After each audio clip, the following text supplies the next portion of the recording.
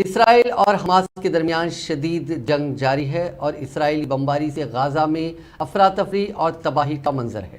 غزہ کے اسپتال کی رپورٹ کے مطابق گزشتہ 24 گھنٹوں کے دوران اسرائیلی فضائی حملوں میں 20 بچوں سمیت 256 افراد جاں بحق ہو گئے۔ اس دوران 1788 افراد زخمی ہو گئے۔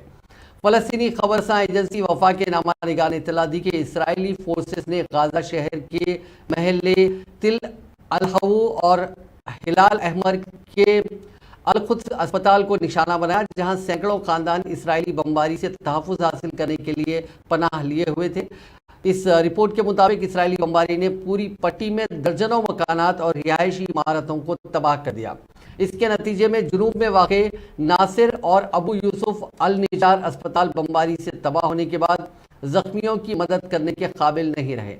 اسرائیل کے بڑھتے ہوئے حملوں اور انتباہات کے درمیان فلسطینی شمالی غزہ چھوڑ کر جنوبی غزہ کی طرف جانے پر مجبور ہو گئے ہیں۔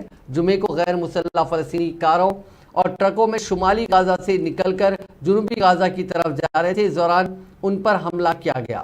حماس کے میڈیا آفس کے مطابق اسرائیل نے شمالی غزہ سے جانے والے افراد کے قافلے پر فضائی حملہ کیا۔ اس حملے میں 70 افراد مارے گئے تھے۔